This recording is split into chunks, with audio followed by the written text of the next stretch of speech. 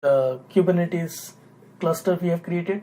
And if you remember this diagram that I have been explaining from last time, that once you have created the Kubernetes cluster, the next step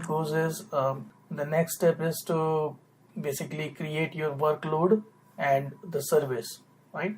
So the workload is a pod, and that pod is going to basically host the Docker container on the internal port number 80.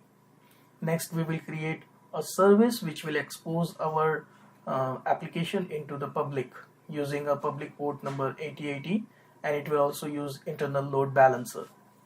So while we are going to create our pod and service, you may need basically the YAML. So suppose we need to create a pod, right? So you need a YAML to be created. So I'll explain this YAML how I have written here. So you have a API version. This is the kind of pod, and you need a metadata, right? So here you can put the service name, that your pod name, and then you can use .NET Core application. And in the specs, you need to be very specific here, right? So this is the container registry name, Azure Container Registry. Remember, we created Azure Container Registry, so that is the name. And then next you need your registry, the Docker container repository name. So you see the nomenclature here is name of the container registry and name of the Docker container, and you must take the latest version of the Docker container, and you can change some other version if you don't want latest. And then you mark them some name, web API. So this is the pod that will basically host internally at 80 port to our Docker image. Okay. So once this pod is created, next step is to create the service which will put it into public, correct? And it will also use the load balancer. So let's review this. This is a version 1. This is a type of service, and you can keep the service name, which is showing which will show in our services list of K8 in the portal. And then we can say which public port you want to. So 8080 is the default port, I'll put it, which will connect to the internal port 80 with the TCP protocol. Next is which selector, right? So in the selector, I can put the application name, and I will say I am using the load balancer. So in last video, we have seen how I have created the Kubernetes cluster. So once you create the Kubernetes cluster, if you go and check your first, let's go to all of the resources. But if you go and check again the resource group, then you notice that there are a couple of other resources got created, correct? That you don't identify them, they are alien to you. For example, this demo Kubernetes cluster South Central MCAZ blah blah. So this resource group is being created by Azure itself while you are creating the cluster. Okay, so when you create the Kubernetes cluster, then it will create the route table virtual machine, and it will also create the VNet. It's a virtual network. It will create agent pool and lot of other resources it will create, correct? So make sure when you are deleting the cluster, you are also deleting all of them, all of the associate. So the good idea is to go to your resource group and go to AZ303 where you have created your cluster, and try to delete this service from here. If you delete this service, Kubernetes service, from your resource, then it should delete all of the resource groups resources that has been created. So all these resource groups like this one, it will create automatically. If not creating, then you must go and delete the network watcher and this one, both of them, right? Similarly, when you created the container, then you can notice here it is created the other registry services. In this created another resource, and then it created another services, container insights and all of that. Okay, so these are the side effects that has been and these are helping basically to you. It is creating a network, virtual network, so that you can also monitor your virtual networks, right? So this time we are going to create the we have already our Kubernetes. So let's go to Kubernetes cluster that we had created. So again, go to your all resources. You can go all of the Kubernetes services, and then find out your service, expand it. So in this service, as per, if you recollect the diagram that we have been following through, we need to create the first pod. So let's go ahead and create this pod first. Okay, so let's go to the workloads and click on the pod and click on add button. So you can see there are a couple of pods already there.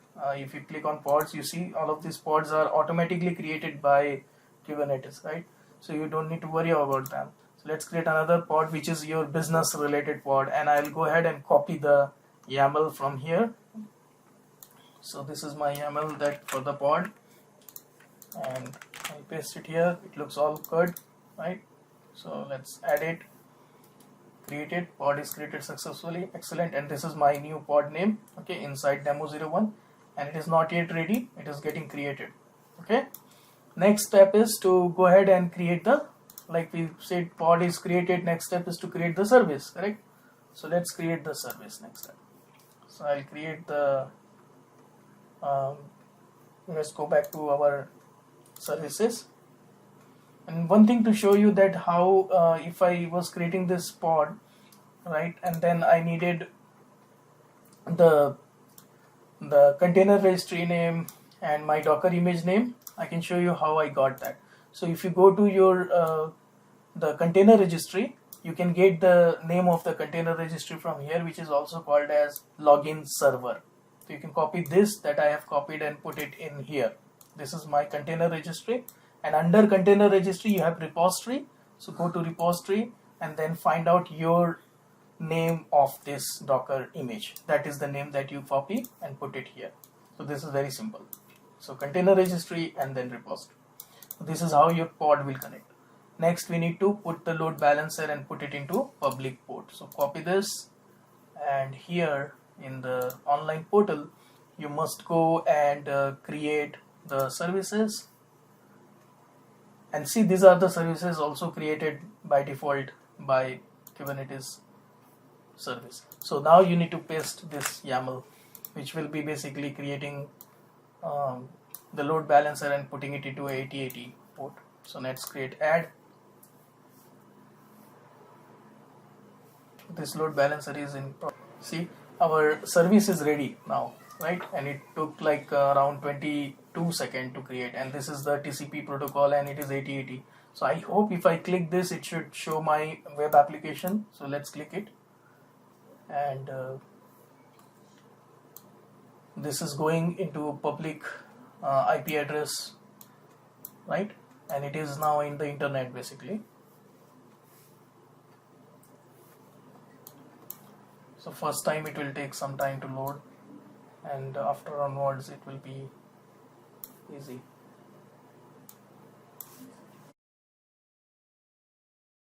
So guys, you can notice here this website is not running, right? So the important thing to note here is this IP address is public, correct?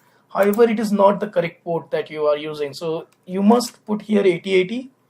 So if I put 8080 and then sorry about that. So if you go back to this and then put the 8080 port number, then you see the site is coming, right? And I can go ahead and check out my web application is running. I can go to home page. If I reduce this, I see this application is completely up and running. Okay, home page I can go to my privacy page. So this site is up and running, and since I am navigating to various pages of this site, I might have created the CPU usages and all of that. So our main goal for this video was to how to monitor our cluster, right, container. So since this application is a containerized application and it is hosted in a cluster, but it is in the Docker image, so I want to know how my container is behaving. So let's go ahead and check out the container diagnostics now. So what you need to do is, since you have clicked a lot of times in the web application, so in this Kubernetes cluster, if I go to scroll down a little bit and go to monitoring area, okay, so in this monitoring area you can monitor the cluster. So if you click here, see my CPU utilization, it little bit jumped here because I clicked and it received some data, It was initially 8% and now my CPU utilization goes to 14%, right? And also you can notice my memory utilization also rising little bit. It was 8 or something, then it became 9. Similarly, node count, I had one node, so it was always 1. Then active pod count, so how many pod, total one pod is running, pending, running, unknown, all of that you can see, right? And then you can also see what are the reports, how your disk is doing. So disk capacity, right? So you can always put your eyes here and then go to check out the nodes. And in the nodes, so this is the nodes, and in the nodes you can check out how many nodes you have. So I have one node, but you can check out the health of the node, right? How they are going, and you can see which controller it is assigned, uptime, containers, trend is going on, and the status, all of the status. And then if you click on controllers, you can see the controller and basically status of them. You can click on containers, and this is your web API. All of this matrix is showing here. Deployments is in preview. So this is how you can monitor your container, right? So similarly, you can also monitor the entire thing through the monitor. So if you go to your Azure portal and go to monitor, and here you can monitor any resources, right? You can monitor Cosmos, storage account, containers, network, all of the infrastructure you can monitor right from the single pane, right? You can always bookmark this. So here if I go again and select my let's say containers, right? So you will be basically showing the monitor cluster, and see, this is my cluster that I have been monitoring. It is showing. If you are not monitoring any cluster, then it will show in unmonitored, and you can always promote them to be monitored. But here you see the cluster that I am monitoring, and if I click my cluster, then it will take you to the same resource, the Kubernetes cluster resource, and it will show the monitor area of that resource, like insights of that resource. And then again, this is the same view, and you can again go back and check. So that is the difference, right? So, and since all of this logs and data is going in your analytics workspace, so basically you can always integrate with the workbook, and you can always go ahead and integrate with Azure Sentinel. So this is the benefit, right? So I think this concludes how you can monitor your Azure cluster, Kubernetes cluster, and you can see the performance of your container. Thank you.